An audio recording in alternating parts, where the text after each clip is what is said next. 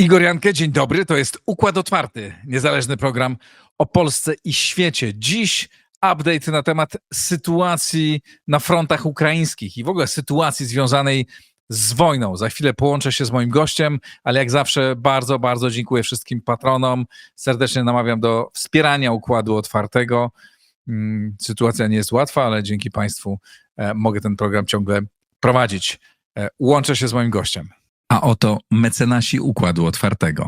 Oanda TMS Brokers, dom maklerski oferujący możliwość inwestycji w instrumenty z całego świata, w tym fundusze ETF, a także oprocentowanie wolnych środków na rachunku.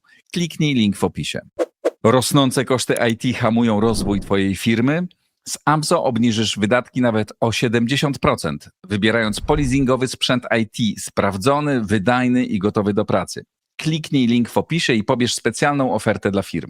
Nowoferm, dostawca bram, drzwi i ramp dla przemysłu, logistyki oraz użytkowników prywatnych.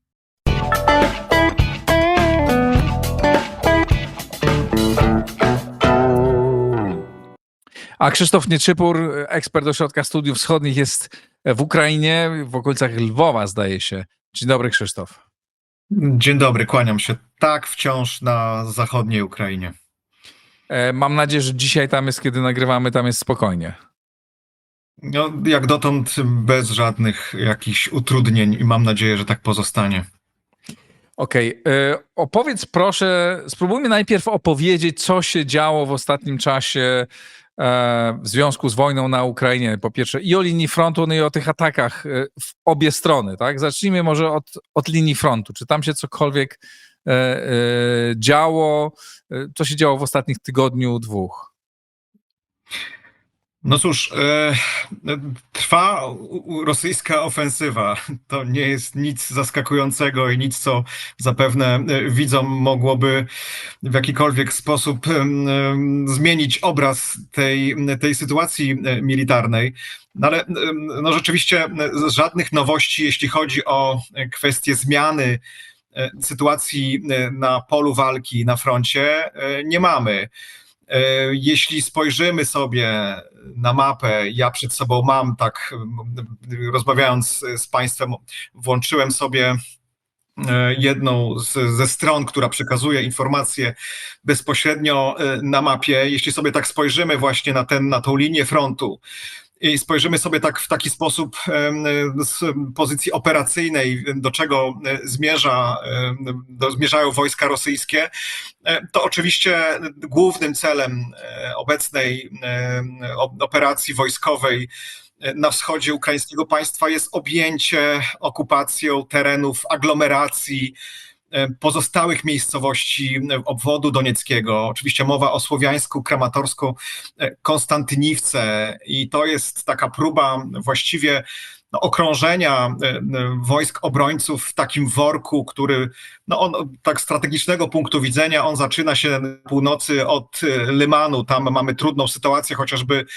pod Siwierskiem, gdzie wojska rosyjskie już właściwie przejęły całkowicie tak zwany Las Sierebriański. To był taki duży rezerwat leśny, który był pewną przeszkodą terenową dla dalszych posunięć wojsk agresora. Idąc dalej na południe, to jest ta północna część tego worka, która właśnie od tej części północnej stara się odciąć tą część aglomeracji pozostającej w rękach jeszcze obrońców.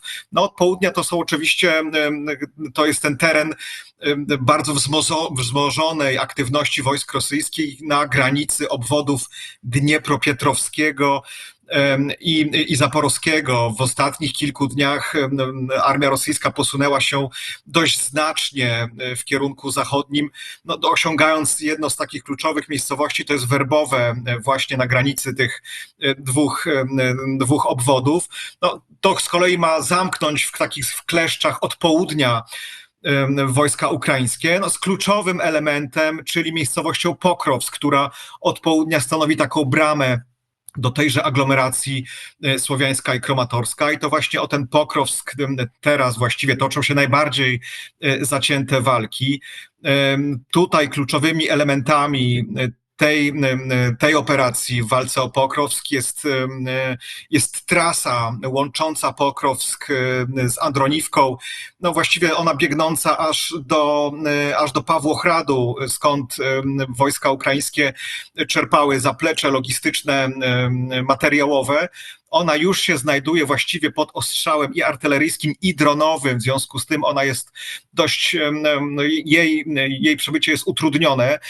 Jeśli Państwo spojrzą na mapę, to właśnie na zachód od Pokrowska zdobycie takich przyczółków na Udacznym, czy też Szewczenki, to właśnie to są te miejscowości, z których wojska rosyjskie już mają możliwość rażenia tej trasy i to jest jedna z aglomeracji, jedna z takich węzłów logistycznych, które już zostały przynajmniej pokryte, wojska rosyjskie mają zdolność pokrywania ogniem tej trasy, natomiast od północy to jest Rodyńskie, przez które również biegnie trasa od północy w kierunku Pokrowska, gdzie w ostatnich kilku tygodniach mieliśmy do czynienia z dosyć ciekawą sytuacją, kontrofensywy nawet, jak to nazwał Wołodymyr Zełenski kilka dni temu, o miejscowość Dobropilia po ukraińsku.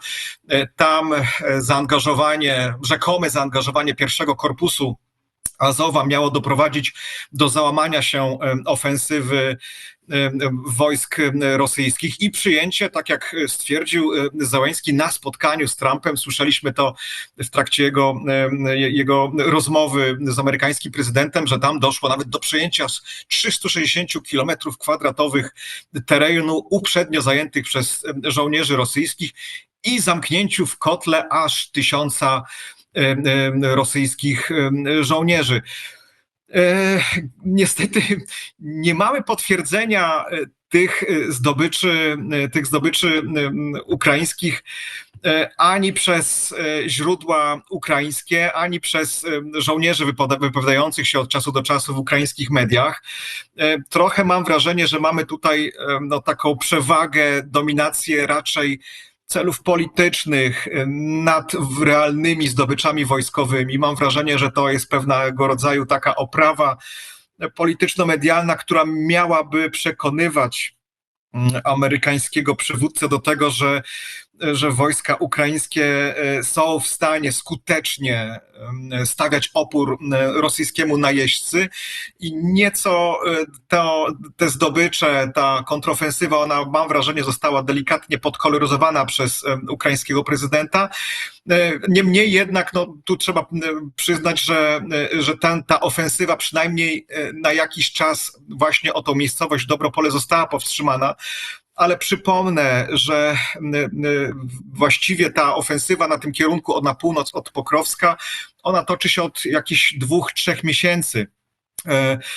Od takiej miejscowości Wozdwyżynewka, która jeszcze 2 miesiące temu należała do ukraińskich obrońców, natomiast od tego czasu wojska rosyjskie posunęły się w głąb niemal aż o 20-25 kilometrów, więc to pokazuje nam, że w istocie to wojska rosyjskie są w stanie ofensywy i mówiąc tutaj o kontrofensywie ze strony wojsk ukraińskich, to raczej można byłoby nazwać pewną ustabilizowaniem sytuacji na froncie niż rzeczywistym odbiciem terenów z rąk agresora. A widzisz jakikolwiek potencjał do ukraińskiej kontrofensywy?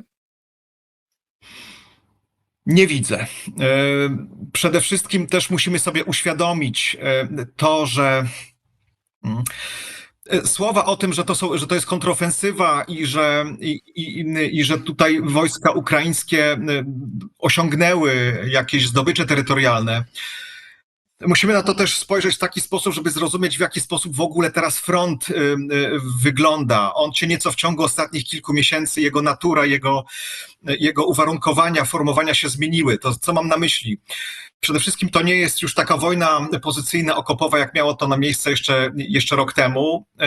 Właściwie od kilkunastu tygodni, od kilku miesięcy mamy do czynienia właściwie nie z szarą strefą, ale z taką strefą śmierci. To jest nazywane przez Ukraińców kill zone. Długą na mniej więcej 10-15 kilometrów z obu stron tej linii rozgraniczenia, taką zoną, strefą, w której właściwie wszelkie ruchy taktyczno-operacyjne są niezwykle trudne ze względu na to, że wszelkie pojazdy, tudzież siła żywa jest natychmiast eliminowana i to przez obie strony konfliktu i to przede wszystkim za pomocą bezzałogowych statków powietrznych. To jest taka strefa, przez którą właściwie mamy do czynienia tylko z kilkoma punktami oporu na tej linii frontu, natomiast właściwie ta linia, ona w różnych miejscach różnie przebiega i właściwie trudno jest określić dokładną linię przebiegu konfliktu, właśnie ze względu na to, że ona jest bardzo trudno przenikalna, bardzo trudno przedostać się na drugą stronę i właściwie, jeśli mówimy o zdobywaniu terenu, to wygląda to w ten sposób, że bardzo małe pododdziały rosyjskie, właściwie one są mniejsze od drużyny, od sekcji liczącej zwykle od kilku do kilkunastu osób. No, w przypadku ostatnich doniesień to są właściwie takie grupy 2-3-osobowe rosyjskich żołnierzy, które przenikają przez tą właśnie strefę, tą strefę bezpośredniego ostrzału dronowego za linię ukraińskich żołnierzy, i którzy ukrywają się tam do czasu, kiedy nadejdą posiłki. Zdefiniowanie, czy takie 2-3-osobowe grupki zdobywają teren, czy to są raczej powinniśmy używać terminu przenikania na większe odcinki frontu, a natomiast nie jest to zdobycie terenu. Takie grupki czekają dopiero na posiłki, które mają nadejść czasem po kilkunastu godzinach i do tego czasu oni muszą się okopać i przeżyć do czasu, kiedy te posiłki nadejdą. To zresztą jest bardzo ciekawa taktyka, ponieważ ci żołnierze rosyjscy, oni właściwie idą bez żadnego prowiantu. Właściwie tylko z bronią, z jakimś karabinkiem, z radiem i to jest właściwie wszystko. I ich zadaniem jest przeniknięcie na drugą stronę tej strefy. Zazwyczaj są połączeni z radiem przez dowódcą, który ich koordynuje, ich marsz w kierunku pozycji ukraińskich po to, żeby właśnie uniknąć ewentualnie pozycji ukraińskich lub też ich ostrzegając o nadlatujących dronach.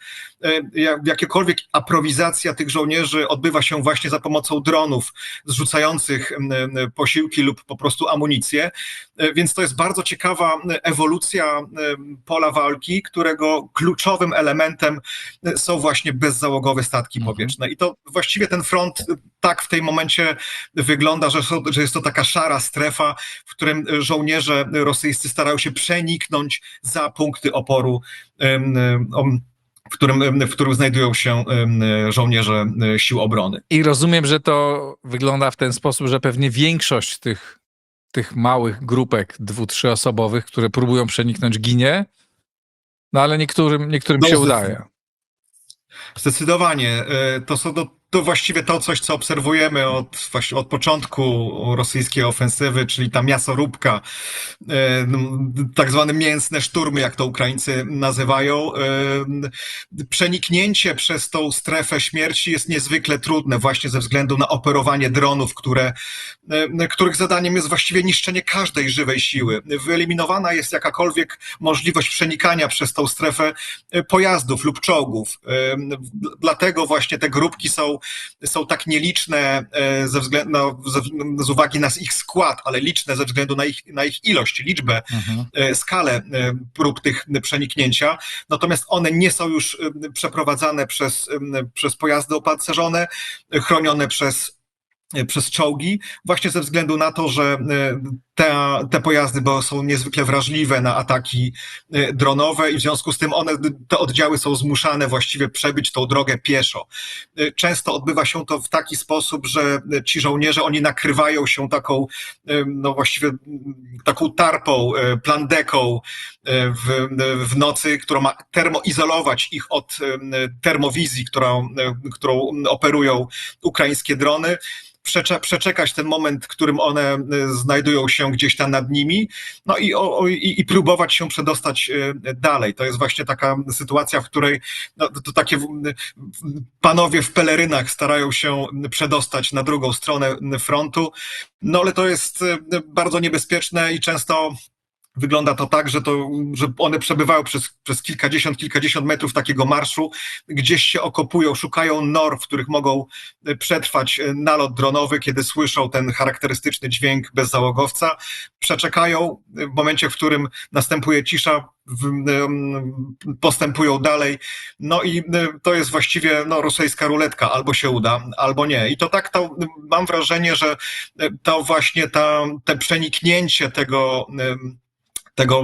tej strefy w okolicach Dobropola, ona doprowadziła do tego, że żołnierze pierwszego korpusu Azow właściwie to nie była kontrofensywa, a oczyszczanie tej strefy właśnie z tych gdzieś zagubionych żołnierzy rosyjskich, którzy przeniknęli przez tą strefę. Ale rozumiem, że Więc również trudno to nazwać jeszcze raz kontrofensywą. Jasne. Kiedy czasami czytam jakieś informacje, zwłaszcza na X-ie o tym, że Rosjanie gdzieś się bardzo posunęli, to najczęściej to jest mowa o takich właśnie malutkich grupkach, które pojedynczy żołnierze. I w związku z czym to rodzi duże problemy, w jaki sposób odzorować te postępy rosyjskiej armii na mapie. My korzystamy z różnego rodzaju właśnie osintów, czyli osób, które próbują nanosić te zmiany w czasie rzeczywistym, tak jak to się dzieje, ale to jest niezwykle trudne i musimy w związku z tym z takim przymrużeniem oka, z pewną dozą cierpliwości odnosić się do tych rewelacji,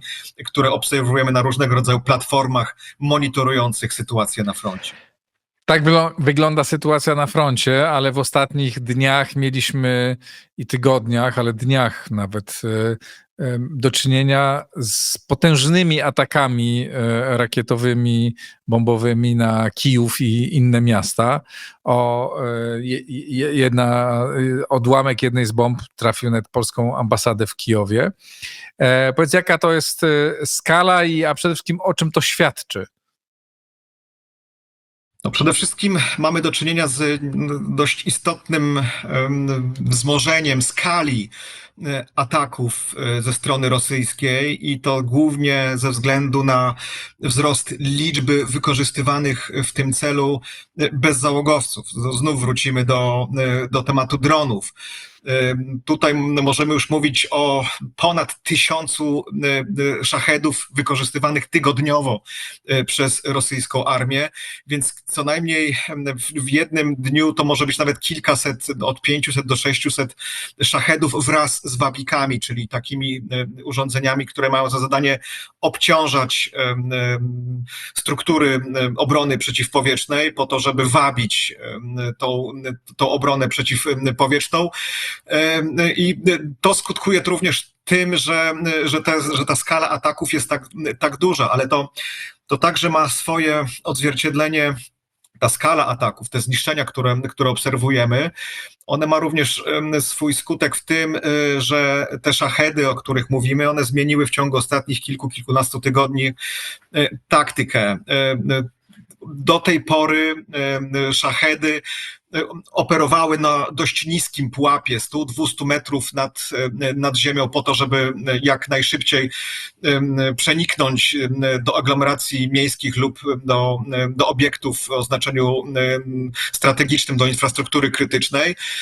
Natomiast ze względu na to, że Ukraińcy w dość istotnym stopniu rozwinęli tak zwane mobilne grupy ostrzałowe, to są takie pick-upy, na których montowane są KM-y, karabiny maszynowe, i to głównie one mają decydujące znaczenie, jeśli chodzi właśnie o zbicie tych szachedów. W związku z tym doszło po stronie rosyjskiej do pewnej ewolucji. Szachedy wzbijają się na 2,5 tysiąca metrów nad poziomem, nad terenem, nad gruntem. I w momencie na ostatnich kilkuset metrach przed celem pikują w dół. Co prawda dzięki temu, że są wyżej, są rozpoznawalne przez radar, ale to wciąż jest zbyt wysoki poziom do tego, żeby właśnie razić z tych samochodów, z tych mobilnych oddziałów karabinami maszynowymi te bezzałogowce. I w momencie, w którym one znajdują się nad obiektem, one właściwie pionowo pikują w dół, tym bardziej utrudniając możliwość ich zbicia.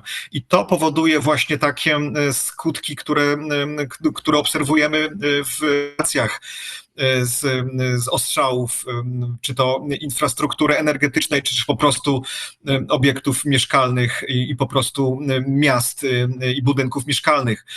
No to prowadzi to jest oczywiście pewien efekt aktów terrorystycznych, który prowadzi Federacja Rosyjska, mający na celu zastraszenie, doprowadzenie morale ukraińskiego społeczeństwa do niskiego poziomu, do tego, żeby ukraińskie społeczeństwo przestało z determinacją spoglądać na możliwość dalszego stawiania oporu rosyjskiemu najeźdźcy.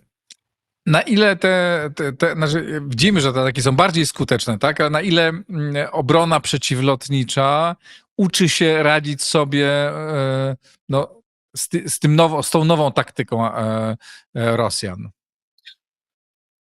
Jeszcze sobie nie radzi. Dzisiaj Financial Times zresztą opublikował ciekawy artykuł dotyczący również ewolucji ostrzałów rakietowych przez wojska rosyjskie. Mowa tutaj głównie o kinżałach, czyli tych manewrujących pociskach. One również dość istotnie zmieniły swoją taktykę, właściwie unieszkodliwiając systemy Patriot, które przestały tak skutecznie zbijać te pociski rosyjskie. To również polega na tym, że one lecą dość wysoko i w ostatniej fazie lotu pikują w dół lub robią taki wielki łuk, który ma za zadanie zmylić obronę, rozpoznanie ukraińskie.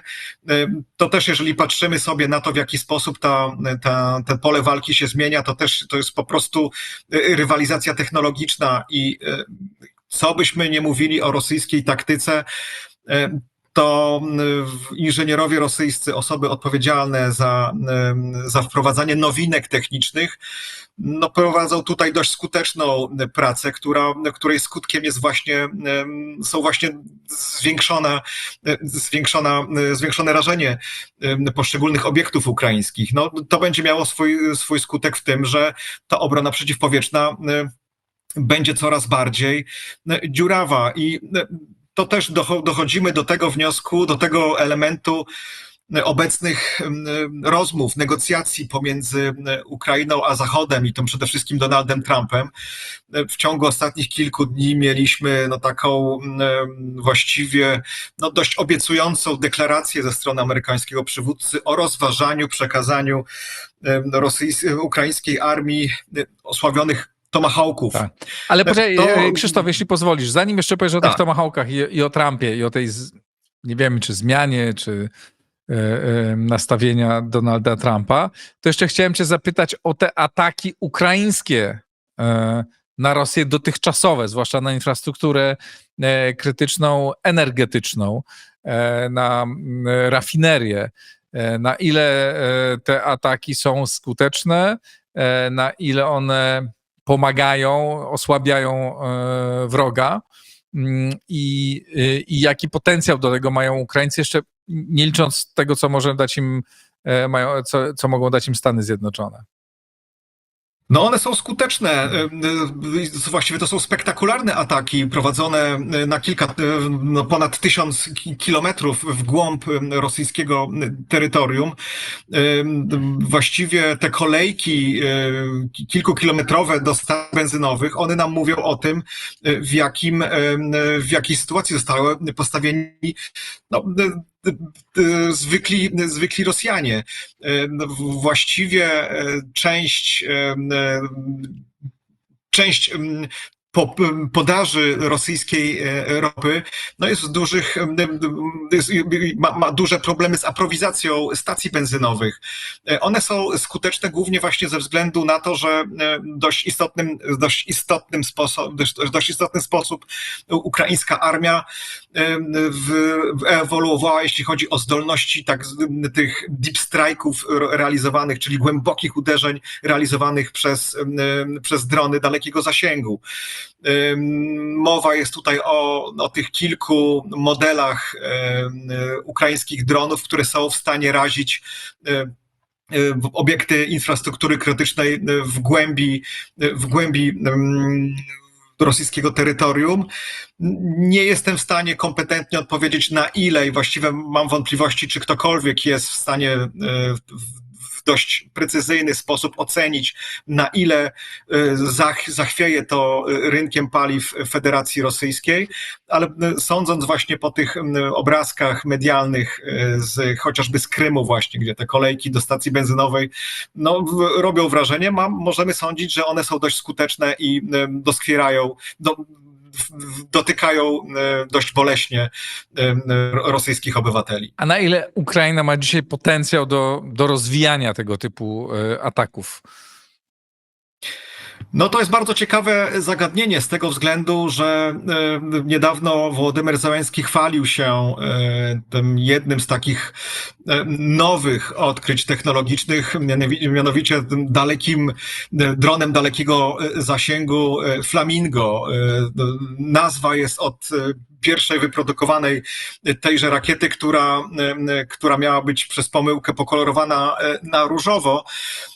Ale na razie jeszcze nie obserwowaliśmy tej broni w praktyce, więc trudno powiedzieć, na ile jest to wciąż pewnego rodzaju medialna oprawa skuteczności ukraińskiej myśli technologicznej, na ile to miało, tak jak wspominałem na początku naszej rozmowy, na ile to ma przekonywać zachodnich partnerów, zwłaszcza Donalda Trumpa, o skuteczności ukraińskiej armii, o oporze i o determinacji Ukrainy i w związku z tym do zasadności pomocy ukraińskiemu państwu w oporze przeciwko Federacji Rosyjskiej, więc tu bym się wstrzymał z oceną. Niemniej jednak to, że te ataki mają miejsce i to, że one są skuteczne, świadczy o tym, że taki potencjał w ukraińskim przemyśle zbrojeniowym istnieje. To co wiemy wobec tego o tym, co może dostarczyć, co mogą dostarczyć Stany Zjednoczone, czy mowa jest o jakichkolwiek ilościach tych rakiet i co to w ogóle oznacza? To właśnie, i tu dochodzimy do tej zmiany postrzegania, mam nadzieję, trwałej zmiany Zachodu na temat tego, w jaki sposób Ukraina powinna się bronić. Bo to, o czym rozmawialiśmy sobie, że te ataki rosyjskie są coraz bardziej skuteczne, że obrona przeciwpowietrzna nie jest w stanie skutecznie chronić obiektów, czy to infrastruktury krytycznej, czy też obiektów mieszkalnych przed rosyjskimi i rakietami, i przede wszystkim bezzałogowcami typu Szached, więc dochodzimy tutaj do tego wniosku, zresztą zgodnego z doktryną NATO, iż nie ma sensu strzelać, próbować zbijać rakiet czy bezzałogowców, to powiedzmy sobie to w takim obrazowej formie, że nie ma sensu zbijać strzały, które lecą w naszym kierunku. Trzeba zająć się łucznikiem, albo przynajmniej spróbować pozbyć możliwości strzelania przez niego z łuku. Czyli innymi słowy, po prostu razić te obiekty, które produkują te bezzałogowce. I tu właśnie wchodzimy w temat tak zwanych tomahawków, czyli rakiet, manewrujących, które są w stanie razić na odległość, mówi się o prawie 2500 kilometrów, czyli to w znacznej mierze pokryłoby dość istotny obszar Federacji Rosyjskiej, w tym również Tatarstan, gdzie w rejonie Ałabugi są produkowane w zakładach przemysłowych, zbrojeniowych, są produkowane te szachedy. I tu Zełenski właściwie od początku tego konfliktu apelował do krajów zachodnich o to, żeby zostały przekazane armii ukraińskiej te środki bojowe, które są w stanie razić nie bezpośrednio rakiety czy drony, ale właśnie obiekty, które je produkują. Dlatego były te apele o przekazanie już tomahawków, ale pamiętamy przecież tą całą ofensywę medialno-polityczną związaną z przekazaniem przez Niemcy rakietów Taurus. To też właśnie ma miało na celu przekonanie o tym, że łatwiej i prościej będzie powstrzymać rosyjską agresję właśnie poprzez pozbawienie jej możliwości produkcji. Jak rozumiem, tych Taurusów bezołowców. dalej nie ma na Ukrainie, Niemcy ich nie przekazali. Nie. Natomiast jeśli chodzi o tomahawki, to tu też mam spore wątpliwości. Przede wszystkim dlatego, że należą one do podstawowej broni armii amerykańskiej. Tych tomahawków nie ma tak wiele. Jest ich takich właściwie wyłącznie doniesień medialnych. Szacuje się, że jest ich mniej niż 4000 sztuk, a roczna produkcja to jest mniej niż 200. W operacjach, które obserwowaliśmy wcześniej, czy w Syrii, czy chociażby wobec plemion Hutów, użyto od kilkudziesięciu do kilkaset. To już jest duży uszczerbek w tym całym potencjale składowania tych pocisków. Zresztą one są uważane za niezwykle rzadkie, niezwykle cenne i przygotowywane przede wszystkim na wypadek wojny na Pacyfiku. W związku z tym jest dużo wątpliwości, czy Amerykanie zdecydują się na to, żeby przekazać Ukrainie te cenne pociski. Ja mam zresztą wrażenie, że to jest też taka medialna oprawa, próba z kolei ze strony Trumpa nastraszenia strony rosyjskiej. No, to jest jego jedna z ulubionych taktyk amerykańskiego przywódcy. No, grania takiej osoby nie do końca przewidywalnej, zrównoważonej, gotowej do radykalnych rozwiązań, takich zgodnych z taką politologiczną teorią Mad Men Theory, czyli sprawiania wrażenia nie do końca zrównoważonego, po to, żeby Rosjanie nie mogli przekonać się właściwie do jakiej linii, czerwonej linii Trump będzie w stanie ruszyć. No, mam wrażenie, że tak w takim charakterze są te słowa czy Kate'a Kelloga, czy Marco Rubio, czy J.D. Vance'a. Zresztą zwróćmy uwagę, że te wypowiedzi, one zostały opatrzone licznymi zastrzeżeniami i mam wrażenie, że też niesłusznie zostały one przypisane samemu Donaldowi Trumpowi, który ma rozważać przekazanie.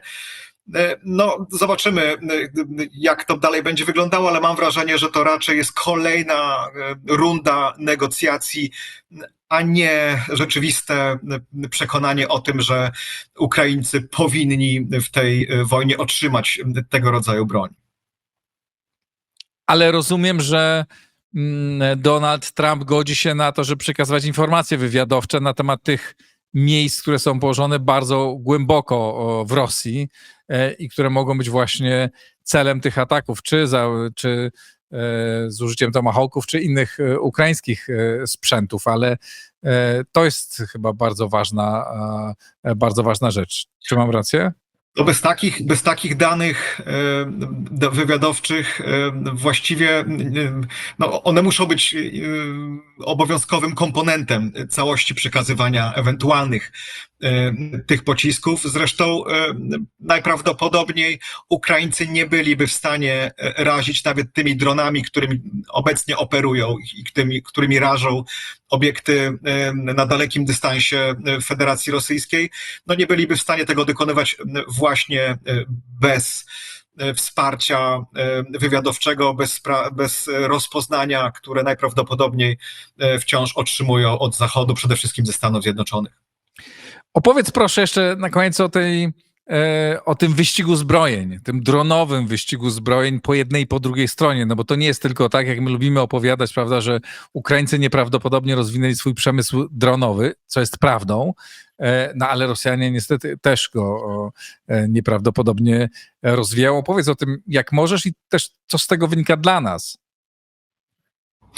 Znaczy przede wszystkim ten rozwój technologiczny wykorzystywania dronów, on jest w znacznej mierze skutkiem braków kadrowych ukraińskiej armii. To też musimy sobie jakby szczerze powiedzieć, że że mobilizacja armii ukraińskiej no, nie powiodła się.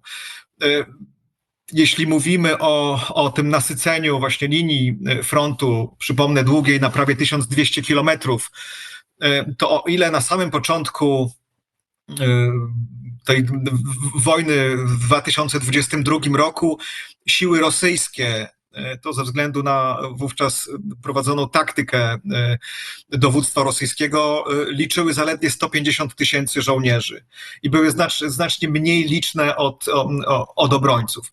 W 2023 roku kontyngent agresora on się zwiększył do 400 000, w 2024 do 600 000.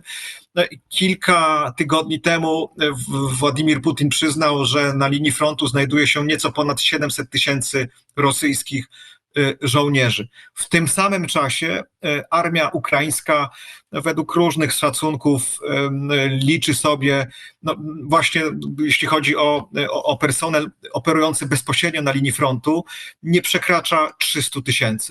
Więc to jest nieco ponad dwukrotnie mniej niż siły agresora. W samej armii ukraińskiej jest około 1 miliona, ale tu wliczamy również siły, personel administracyjno-logistyczny. W związku z tym i właściwie ta liczba ona się nie zmienia od 23 roku. To znaczy problemy mobilizacyjne ukraińskiej armii doprowadzają do tego, że armia rosyjska wzrasta liczbowo, mimo tych strat, które ponoszą. Natomiast armia ukraińska pozostaje wciąż na tym samym poziomie. No i to prowadzi nas do tego wniosku, do którego doszli również sztabowcy ukraińscy, że tą lukę w kadrach należy zastępować systemami bezzałogowymi. I to też również jest właśnie wynik tej strefy śmierci, tej szarej strefy na linii frontu, gdzie operują niemal wyłącznie bezzałogowce, które rażą siłę żywą i pojazdy operużeby gdzieś tam właśnie blisko tej linii frontu, właśnie ze względu na to, żeby w jakiś sposób ten personel armii odciążyć. No i tu dochodzimy do bardzo ciekawych procesów, które zachodzą właśnie na bezpośrednim polu walki, bo o ile już właściwie znanym i powszechnie znanym faktem jest to, że Rosjanie używają sterowania przewodów wykonanych ze światłowodów. To są takie właściwie bardzo cienkie nici światłowodowe, które one są bardzo podobne do żyłki wędkarskiej, które pozwalają na to, żeby na takim dronie, który służy albo do rażenia bezpośredniego, czyli przyjmuje formę kamikadze, bądź do zrzutów, czy to min, czy po prostu jakichś ładunków wybuchowych. To jest instalowana taka szpula z taką nicią, która pozwala na to, żeby się rozwijać od 15 do 20 kilometrów, chociaż w ostatnich kilku dniach była mowa również także o rozwinięciu tak zwanych matek dronów. To jest bardzo ciekawe ze względu na to, że do takiego dużego drona są podczepiane małe. Ten długi dron jest również na lince światłowodowej, od którego odczepiają się kolejne małe drony, co pozwala na to, żeby ten zasięg tych dronów zwiększyć nawet do 40 kilometrów. To jest niesłychana siła rażenia i możliwość właściwie destabilizowania całości zaplecza logistycznego na froncie. To jest z jednej strony, ze strony rosyjskiej, pewien krok wstecz, jeśli chodzi o rozwój technologiczny, ale jednocześnie bardzo skuteczny, bo w 2024 roku ta linia frontu, ona została właściwie obsadzona środkami walki radioelektronicznej, która dość skutecznie unieszkodliwiała możliwości dronów, które właśnie działały na sygnale radiowym. Tu mowa jest oczywiście o tych dronach FPV, czyli tych, które bezpośrednio operowali żołnierze na linii frontu i które służyły właśnie zarażeniu, za to, żeby razić siły przeciwnika. No i skuteczność tych środków w RE spowodowała, że Rosjanie rozwinęli tą bardziej prymitywną formę sterowania właśnie na żyłce. Przez to te drony są mniej sterowalne, one są cięższe, w związku z tym jest potrzebna większa bateria i mogą zabrać mniejszy ładunek wybuchowy, ale jednocześnie dzięki temu obraz, który jest przekazywany do operatora jest krystalicznie czysty i on dochodzi niemal bez opóźnień. Mało tego, on nie działa wobec niego horyzont radiowy. On po prostu ta żyłka pozwala na to, że taki dron może penetrować na przykład wnętrza budynków, bunkrów. Sam operator takiego drona sam może być gdzieś schowany w jakimś schronie i co dość istotnie pozwala na to, żeby tych operatorów chronić przed zagrożeniem ze strony przeciwnika, bo właśnie operatorzy, którzy działają na dronach ze sterowaniem radiowym, oni muszą wyjść, żeby uzyskiwać połączenie z tym dronem i są narażeni właśnie na atak. Dzięki przewodom światłowodowym to zagrożenie zostaje zminimalizowane. Dość powiedzieć, że właśnie w obwodzie kurskim, w tej spektakularnej ofensywie w zeszłym roku, rozpoczętej w sierpniu, a zakończonej gdzieś w lutym, marcu tego roku, to właśnie te drony na przewodzie światłowodowym odegrały kluczową rolę w rażeniu zaplecza logistycznego Ukraińców, powodując, że ta ofensywa ukraińska się załamała i była zmuszona do wycofania się z terytorium Federacji Rosyjskiej. To są te oddziały Rubikon, to jest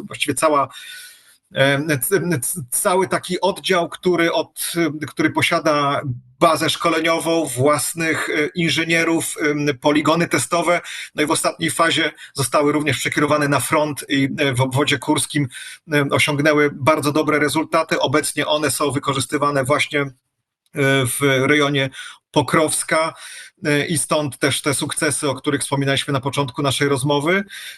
I to jest z jednej strony siła rosyjskiej, tej bardziej prymitywnej myśli technologicznej, z drugiej strony Ukraińcy nieco pozostali w tyle z tym rozwojem, korzystając z próby rozwinięcia sztucznej inteligencji. Coś takiego, co widzieliśmy chociażby w tej koronkowej akcji, operacji ukraińskiej armii na lotniskach w głębi terytorium Federacji Rosyjskiej, kiedy niszczyły te samoloty o strategicznym znaczeniu, które mogły przenosić ładunki atomowe.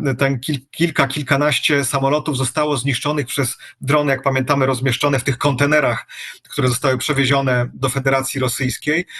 I właśnie te drony na ostatnich kilkudziesięciu metrach przynajmniej częściowo korzystały właśnie z algorytmów sztucznej inteligencji, to znaczy obiekty były zaprogramowane do tego, żeby na ostatnich kilkudziesięciu metrach mogły samodzielnie wybierać i atakować cel. Dzięki temu operator mógł wyłączyć swoje połączenie z dronem i przeciwdziałać w ten sposób środkom walki radioelektronicznej. Czyli to samo, co jest ze światłowodem, tylko wtedy sterowanie przejmuje już sam dron, który posiada algorytmy sztucznej inteligencji i w sposób autonomiczny doprowadza do uderzenia w dany obiekt. Czyli od operatora do drona zostaje wyłączony sygnał radiowy i w związku z tym środki walki radioelektronicznej przestają być skuteczne. I tak obie strony starają się przeciwdziałać tym środkom w RE i starać się zdobyć przewagę w tej rywalizacji technologicznej. Na razie wygrywają Rosjanie, ale inżynierowie, osoby, które pracują przy rozwijaniu tej sztucznej inteligencji po stronie ukraińskiej, no, deklarują, że już są pierwsze próby, i to próby bojowe z rozwinięciem bojów operowanych jednego operatora z wykorzystaniem sztucznej inteligencji. To znaczy w takim algorytmie wykorzystywanej tak zwaną wizję maszynową, czyli właśnie doprowadzaniem autonomicznego systemu do samodzielnego rozpoznawania obiektów i na kilkuset ostatnich metrach lotu decydowanie o tym, że to właśnie ten obiekt przez ten dron będzie atakowany, bądź właśnie przez kilka dronów, które są wspólnie koordynowane przez jednego operatora. To oczywiście, kiedy sobie rozmawiamy tak swobodnie o tych technologicznych nowinkach, musimy mieć świadomość, że będzie miało to niebagatelne skutki etyczne, bo to właśnie dron, sztuczna inteligencja będzie wybierała już poza dowództwem kadrowym, poza osobami w dowództwie o tym, w jaki obiekt, w jakąś siłę żywą będą te drony uderzać. I to jest scedowanie odpowiedzialności. Mówiąc innym językiem, to jest kogo te drony, którego człowieka zabiją. Tak, no i to jest pewien przełom, na progu którego stoimy. To jest duży znak zapytania, ale ten postęp jest nieuchronny, ponieważ ta wojna, ona ma egzystencjonalny charakter, zarówno dla Ukraińców, jak i dla reżimu na Kremlu. W związku z tym ta granica, no mam takie wrażenie, przynajmniej na pewno zostanie przekroczona i ona nada zupełnie nowy charakter toczącym się wojną w przyszłości. Bardzo Ci dziękuję. Krzysztof Niczypor, Ośrodek Studiów Wschodnich. Analiza na temat dronów i tej wojny dronowej, jak rozumiem, niebawem pojawi się, bo pracujesz nad nią na portalu Ośrodka Studiów Wschodnich. Mam taką nadzieję i zapraszam już widzów, czytelników do tego, żeby odwiedzali naszą stronę. Tam również prowadzimy stały monitoring działań wojennych, więc oprócz Układu Otwartego Ośrodek Studiów Wschodnich przedstawia sobie również ciekawą propozycję. Na pewno. Bardzo Ci dziękuję, Krzysztof. Dziękuję, kłaniam się. Dziękuję Państwu. Pozdrawiam. Do następnego razu. Wspierajcie Układ Otwarty. To niezwykle ważne dla istnienia tego programu. Pozdrawiam, do następnego razu.